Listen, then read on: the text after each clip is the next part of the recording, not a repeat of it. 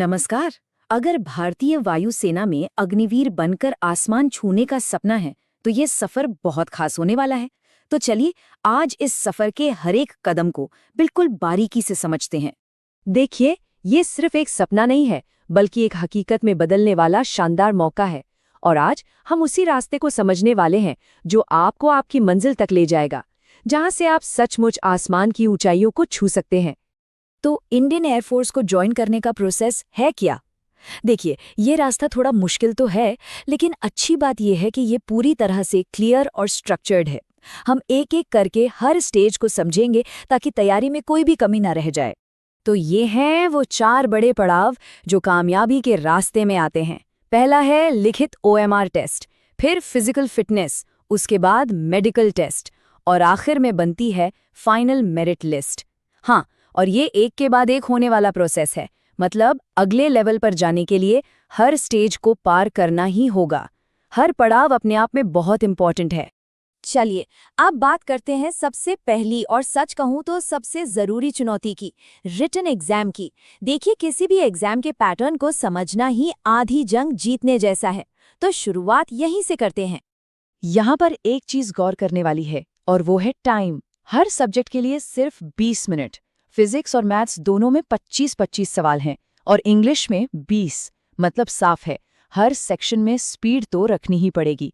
ये सिर्फ आपकी नॉलेज का टेस्ट नहीं है, ये आपके टाइम मैनेजमेंट का भी असली टेस्ट है। यानी कुल मिलाकर 70 मल्टीपल चॉइस सवालों का सामना करना है। और इन 70 सवालों के लिए मिलेगा कितना टाइम? सिर्फ 60 मिनट।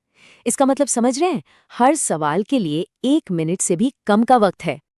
अच्छा, अब एक बहुत ही जरूरी बात, नेगेटिव मार्किंग। हर गलत जवाब पर 0.25 मार्क्स कट जाएंगे। इसका सीधा सा मतलब है कि तुक्का मारने से बचना है। सिर्फ उन्हीं सवालों को अटेम्प्ट करें जिनका जवाब पक्का पता हो।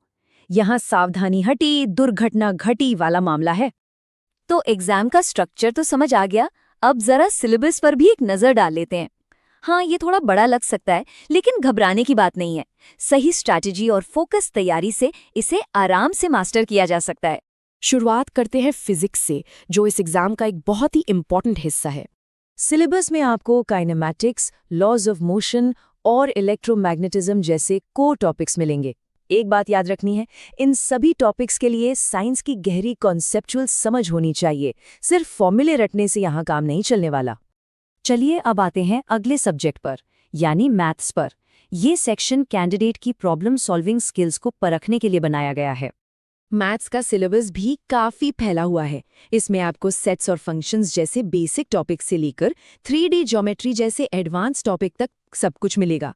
ये वो हिस्सा है जो आपकी लॉजिकल थिंकिंग की असली परीक्षा लेगा। और बात यहीं खत्म नहीं होती। पूरी तैयारी के लिए ये भी जानना जरूरी है कि सिलेबस में डेफिनेट इंटीग्रल्स, डिफरेंशियल इक्वेशंस और वेक्टर्स जैसे टॉपिक्स भी शामिल हैं। तो भाई, मैथ्स की तैयारी में कोई भी कसर नहीं छोड़नी है। और अब इंग्लिश। एयरफोर्स में अच्छे कम्युनिकेशन की बहुत अहमियत होती है, इसलिए इस सेक्शन को हल्के में लेने की गलती बिल्कुल मत करना। इंग्लिश के सिलेबस में ग्रामर और वोकैबुलरी दोनों पर बराबर ध्यान दिया गया है। आपको comprehension, subject verb agreement, verb के फॉर्म्स और टेंस, ये सब तो करना ही है। साथ ही सिनोनिम्स, एंटोनिम्स, इडियम्स और डायरेक्ट इनडायरेक्ट स्पीच पर भी अच्छी पकड़ बनानी होगी। मतलब लैंग्वेज के हर पहलू की टेस्टिंग होगी। तो रिटन एग्जाम क्लियर करना तो बस आधी लड़ाई जीतने जैसा है। एयरफोर्स में दिमागी ताकत के साथ साथ फिजिकल फिटनेस भी उतनी ही जरूरी है। और अब आता है वो स्टेज जहां कैंडिडेट्स को अपनी फिजिकल और मेडिकल फिटनेस साबित करनी होती है। फिजिकल स्टैंडर्ड्स की बात करें तो 1.6 किलोमीटर की दौड़ 6.5 मिनट में पूरी करनी है। इसके अलावा 10 पुशअप्स, 10 सिटअप्स और 20 स्क्वाट्स भी लगाने हैं। याद रखिए, ये सिर्फ नंबर्स नहीं है, ये आपके फिजिकल स्टैमिना और डिसिप्लिन का सबूत है। फिजिकल टेस्ट के बाद होती है एक डिटेल्ड मेडिकल जांच। इसमें blood test, urine test, x-ray, ECG सब कुछ शामिल होता है। ये इसलिए जरूरी है ताकि ये पक्का हो सके कि कैंडिडेट सर्विस की मुश्किल चुनौतियों के लिए पूरी तरह से फिट और हेल्दी हैं। तो ये है सिलेक्शन प्रोसेस का पूरा ब्लूप्रिंट। एक ऐसा सफर जो आपकी दिमागी तेजी और शारीरिक ताकत दोनों को परखता है। अब देखिए, कामयाबी का पूरा नक्शा आपके सामने है। एग्जाम के पैटर्न से लेकर फिजिकल स्टैंडर्ड्स तक सब कुछ साफ है। सवाल बस ये है कि क्या पहला कदम उठाने की तैयारी है, क्योंकि तैयारी की शुरुआत यहीं से और अभी से होती है। ये सिर्फ एक जॉब नहीं, बल्कि देश की सेवा करने का एक गर्व है, एक सम्मान है। भविष्य उन लोगों का इंतजार कर रहा है जिनमें मजबूत इरादा और कड़ी मेहनत करने का जज्बा है। अब देखना यह है कि इस चुनौती को स्वीकार करने के लिए कौन-कौन तैयार है।